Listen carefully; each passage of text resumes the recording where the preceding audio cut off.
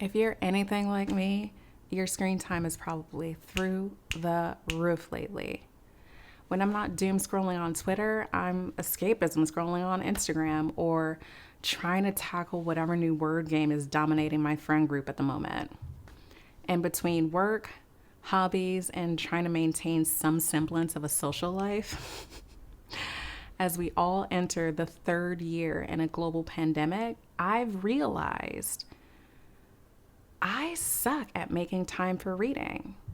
And maybe you do too, but don't worry. In this video, we're going to talk about 3 tips to get that fixed. So let's hop in. The first tip is to think about what works for you. And there's a few parts here, so we're going to go through them one by one. First up is to think about genre. What is it that you enjoy reading? Is it self-help books? Is it romance? Is it young adult? Is it books on entrepreneurship? Something else? Personally, I really like fiction of all types. I love being able to trade my escapism scrolling through Instagram to escapism scrolling through the pages of a world that I feel like I'm actually really a part of. And don't be afraid to be an adult reading kids' books. Some of my favorite titles are actually from middle grade, which is for kids age 8 to 12. Some titles here include A Wrinkle in Time, The Girl Who Circumnavigated Fairyland in a Ship of Her Own Making, and A Monster Calls. All of these, by the way, have expanded my vocabulary to some extent. Wait, what? Let me Google this and make sure that's a real word. Oh.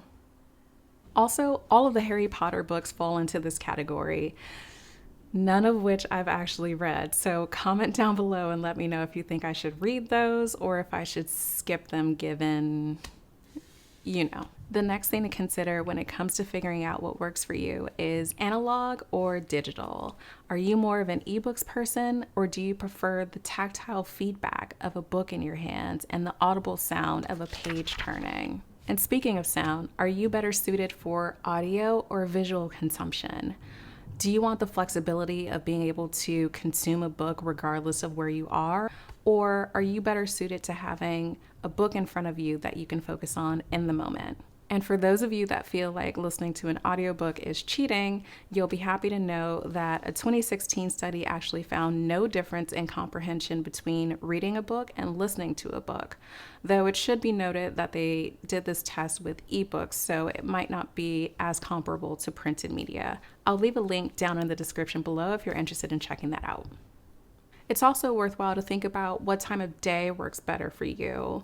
Do you like to read in the morning after you wake up, or maybe in the middle of the day on your lunch break or between any classes that you might have? Or do you like to read before you go to bed? For me, I'll sometimes listen to an audiobook in the morning. That way I can get some reading done while I'm getting ready for my day or walking my dog or having my morning coffee. I cannot be trusted to carve out time to actually sit and read in the mornings because I'm literally late to everything. And the last thing when it comes to figuring out what works for you is quantity. Are you a multiple books at a time type of person, or do you like to focus on one? The upside to reading multiple books at once is that if you get bored with one book, you can then switch to another one instead of just not reading at all. I'll do this sometimes when I'm pushing myself through a piece of nonfiction work, which I personally find a little bit more difficult for me to get through. Again, escapism scrolling, remember? You'll find that you return to the content types and the mediums that you enjoy, which will make it a lot easier for you to actually build a reading habit that sticks. Whew, okay. All of that was just the first tip. So if you found value in any of this so far, feel free to give this video a thumbs up.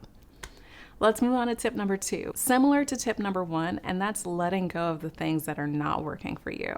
I would suggest not focusing at all on any output metrics. We are so accustomed to making goals like, I want to read 12 books this year, 24 books this year, 50 books, 100 books. And then we get disappointed with ourselves when we don't end up hitting that goal at the end of the year. The reason that reading was actually a lot easier for us when we were in school is because we were presented with a reward. You read a book, you write a report, you get a good grade. The act of reading became very transactional. After school, that reward of getting a grade in exchange for reading was stripped, so we lost our motivation. The reality is, we live in a capitalistic society that rewards achievement and accomplishment. And in absence of extrinsic motivation, we need to make a shift towards intrinsic motivation. What was the value or the impact that book had on you? How much of its contents are you actually retaining? Maybe the book moves you in some way or was just fun and enjoyable to read. Fun and enjoyment is reason enough.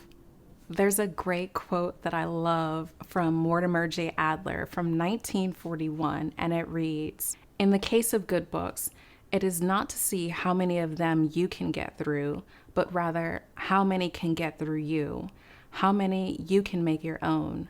A few good friends are better than 1,000 acquaintances.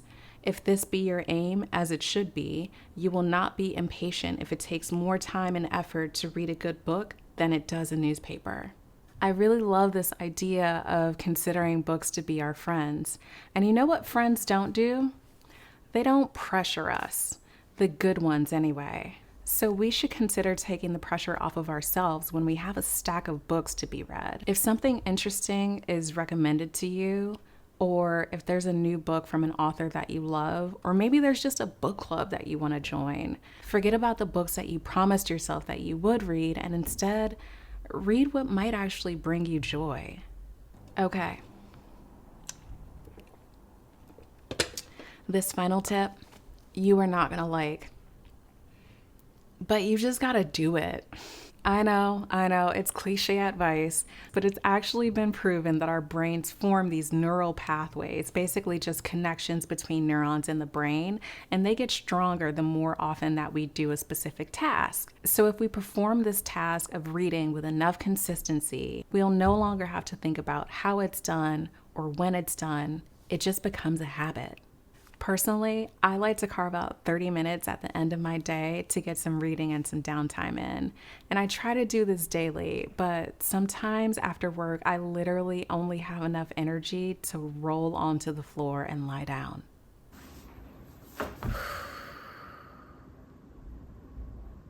But most evenings, I'll throw on some chill music, I'll light a little candle, and then I crack open a book. And in doing so, I find that it's actually a lot easier for me to transition my mindset from working from home to personal time for myself. It creates this clear separation in my day, which is actually necessary because, again, third year in a global pandemic. In fact, I made us a playlist. Yes, us, you and me. This video is 30 minutes of no talking and chill music, so go grab a book and meet me back here for some reading time. Thanks so much for watching, and I'll see you soon.